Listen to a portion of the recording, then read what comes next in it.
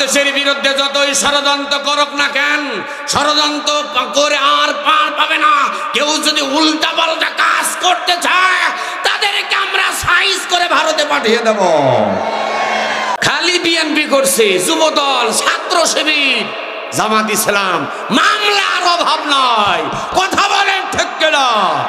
যারা আমাদের বাড়ি থাকতে দেয় নাই, ঘুম পাড়তে দেয় নাই, ব্যবসা বাণিজ্য নষ্ট করে দিয়েছে, আজকে কাউয়া কাদের তোমরা কোথায়? অনেক বক্তাকে আঘাত করেছে, রাস্তা ব্যারিকেড দিয়ে গাড়ি ভেঙে দিয়েছে, ধরে জেলখানার ভিতরে স্টিম রোলার নির্যাতন করেছে। কথা বলেন ঠিক কিনা? কোরআনের পাখি বলতে আল্লামা সাঈদীকে কে চেনে না? জোরে বলেন। সেই আল্লামা সাঈদীকে 1 বছর নয়, 2 বছর নয়, দীর্ঘ 13টি বছর জেলের কারাগারের ভিতরে বন্দি রেখেছিলেন। এখানেই ক্ষান্ত নয়, সুস্থ সবল মানুষকে হাসপাতালে নিয়ে মিথ্যা নাটক সাজিয়ে ইঞ্জেকশন পুশ করে, ইঞ্জেকশনের ভিতরে বিষ প্রয়োগ করে আল্লামা সাঈদীকে যারা হত্যা করেছেন, এমনকি খুন করেছেন, হত্যা করেছেন, শহীদ করেছেন, এখানেই ক্ষান্ত নয়, জানাজার নামাজ পর্যন্ত পড়তে দেওয়া হয় না। 2 হাত তুলে কথা বলেন ঠিক কিনা? ওলামায়ে কেরাম যারা তাদের বিরোধিতা ছিল, ম্যাডাম জিয়া দীর্ঘদিন ধরে অসুস্থ, চিকিৎসার জন্য লন্ডনে নেবেন, নিতে দেয় নাই। সম্মান দেওয়ার মালিক কি? আল্লাহ। আরো ধরে কয় না রে? হ্যাঁ, কাতারের প্রেসিডেন্ট ভিআইপি করে গাড়ি পাঠিয়ে, হেলিকপ্টার ছাড়া নাকি, হেলিকপ্টার, বিশেষ হেলিকপ্টার দিয়ে চিকিৎসার জন্য নিয়ে গেছেন, অথচ বারবার চেষ্টা করা হয়েছে, করতে দেওয়া হয়। জোরে বলেন হয়? 2টা মানুষকে বিশেষ যারা সম্মানী, তাদের সম্মান দিতে হবে। তাকান, সুন্দর করে খুনি হাসিনা বলেছিলেন, কি বলেছিলেন? খালেদা জিয়াকে কি পদ্মা কি সেতু, কথা কয় না রে, পদ্মা সেতু নিয়ে যা টুস করে ফেলে দিবে। আর ইউনূস, ডক্টর ইউনূসকে নিয়ে এসে ওই জায়গা চুবাবে তুলবে, চুবাবে তুলবে। তার সমানে কে খায়? হ্যাঁ, কার সমানে কে খায়? রাখে আল্লাহ। আমি বলবো রাখে আল্লাহ। আপনার জোর মারে কে? মারে কে? 2 বেটা সাউনের কণ্ঠে বলে রাখে আল্লাহ। হ্যাঁ, মারে কে? আল্লাহ তাআলা সম্মান দিয়েছেন, সম্মানে আছে। হেলিকপ্টারে চলে লন্ডনে গিয়ে চিকিৎসা নিচ্ছেন আমাদের প্রিয় আল্লামাকে। এই যারা দেখতে পারো নাই, আল্লামা সাঈদী তুমি চলে গেছো, তোমাদের গুন্ডা বান্ডা ছাড়া, হতাশা লীগ আর চরমলীগ শয়তান লীগ ছাড়া, গুজব ছড়ানো ছাড়া একটা কথাও তাদের মুখ দেখো না, বের হয় না। এই শোনেন, গায়ের বাচ্চা যারা, গাই তো পালায় গেছে, বাছুর যারা আছেন, জোরে কয় না কেন? সাবধান করে দিচ্ছি বাংলাদেশের মানুষ, আমরা সবাই ভালো আছি, আল্লাহ আমাদের ভালো রেখেছেন। উল্টা পাল্টা কাজ করতে আসবেন না, বাটাম ফাটানো হবে। একবার আসতেছে ভ্যানালা দিয়ে, রিস্কাওয়ালা দিয়ে, তারপরে আসতেছে আনসার বাহিনী দিয়ে, তারপরে আসছে সাদ গ্রুপ আর জুবায়ের গ্রুপ, তবলিগ জামাত দিয়ে। সাদের বাড়ি কোথায়? ভারত। আচ্ছা, ভারত বলতে কি কষ্ট হয়?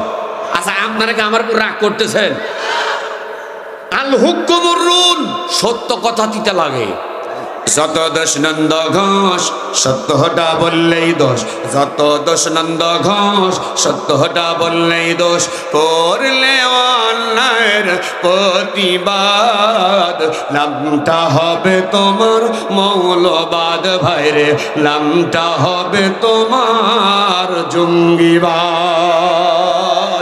বাংলাদেশে যত দুর্নীতি, চাঁদাবাজি, লুটপাট করেছে, পৃথিবীর ইতিহাসে এমন নজির না।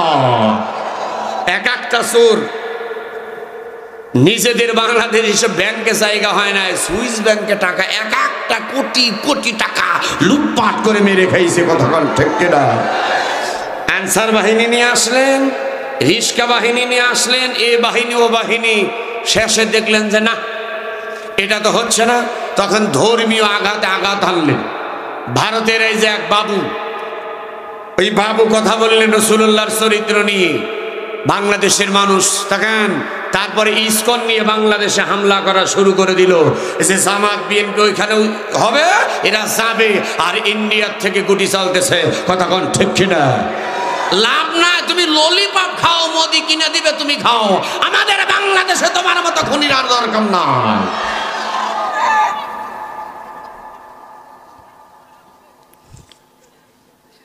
শেষ পর্যন্ত সাদকে ডাকা হলো। সাদকে বলা হলো, কি ব্যাপার, তোমার না গ্রুপ আছে বাংলাদেশে? বলে, হ্যাঁ ম্যাডাম। মোদি বলতেছে তাড়াতাড়ি লাগাও নাকে। তাহলে সাদ গ্রুপ আর জুবাইর গ্রুপ এরা লাগবে, মাঝখান থেকে আমাদের চামচেরাজ ঢুকবে, অস্থির শুরু করবে। জাতিসংঘ যা আছে আমরা ভারত থেকে দৌড় মেরে একবারে খপ করে পুলিশে চলে যাবো, পক করে ঢুকবো। আমরাও বলে দেখছি, ওই পক করে ঢুকতো। আমরা যারা আছি, আমাদের ছাত্র শিবির, ছাত্র দল, এরাই যথেষ্ট। তুমি যেমন বলেছিলে কাউয়া কাদের, আমার ছাত্রলীগই যথেষ্ট জামাত বিএনপি সাইজ করতে। কথা কল লাগে খালি কয় খেলা হবে। আরে খেলা হবে কিসের খেলা? আমরা মাঠে না নামতেই তুমি তো পালায় চলে গেছাও। আবার মির্জা ফখরুল কয়, ফখরুল সাহেব জায়গা দে, বাড়ি ঠাকুরগা। হাইরে টিটকালি মারে, শয়তান ওর মুখের দিক তাকা। খাই চিন্তা, এত খারাপ মানুষ হয় কি করে? কোথায় আমিলি, কোথায় কাদের কাকা, কোথায় গেল ওই জালিমের গরম গরম কথা? হাত তুলে বলা লাগবে, যারা বাংলাদেশের পক্ষে, কোরআনের পক্ষে, তারা হাত তুলে বলবেন। এই 16-17 বছর আমাদের উপর জুলুম নির্যাতন করে নেই, এ জোরে মানে করে নাই। সব জায়গাত করছি, পোস্টারে নাম পর্যন্ত দেয় নাই। ভোটে উপজেলা চেয়ারম্যান, ইউনিয়ন চেয়ারম্যান, নির্বাচিত চেয়ারম্যান, তাদের নাম দিলে জালসা বন্ধু। এতে বাংলাদেশ ওরা যেভাবে বলছে ওনার বাপের দেশ না, দেশ আমাদের। সম্মানিত হাজিরিন, ইন্ডিয়ার থেকে যখন চাললে সাত গ্রুপ, জুবাইর গ্রুপ মারামারি, আল্লাহর রহমতে বাংলাদেশের রহমত আল্লাহ নাজিল করেছেন। যেরকম আলহামদুলিল্লাহ, সব শেষ। শেখ হাসিনার সব খেলা শেষ, আগামীর কোরআনের বাংলাদেশ। শেষ পর্যন্ত কয়েকদিন আগে আবার এই যে ইসকন গেল, এইসব গেছে। এখন আবার ইবতিদায়ী মাদ্রাসার শিক্ষক, এই হুজুররা 16 বছর কোন গেছিলেন আপনারা? কথা কন না। এই 16 বছর আপনাদের আন্দোলন লাগলো না, কর্মসূচি হলো না, আর এই 6 মাস ধরে একটা সরকার আইছে, যুবকরা জীবন দিয়া, আবু সাইদের মতো মানুষ বুক পেতে জীবন দিয়েছেন, মীর মুক্তর মতো মানুষ জীবন দিয়েছেন। তা আজকে স্বাধীন বাংলা আমরা কথা বলতে পারতেছি। তাদের ভুললে হবে না, সাবধান। এই জন্য বলছি, সজাগ থাকতে হবে, সচেতন থাকতে হবে। বাংলাদেশের বিরুদ্ধে যতই ষড়যন্ত্র করুক না কেন, ষড়যন্ত্র করে আর পার পাবে না। কেউ যদি উল্টা পাল্টা কাজ করতে চায়, তাদেরকে আমরা সাইজ করে ভারতে পাঠিয়ে দেব। আল্লাহর কোরআনের কথা আমরা নির্বিঘ্নে বলতে চাই ইনশাআল্লাহ।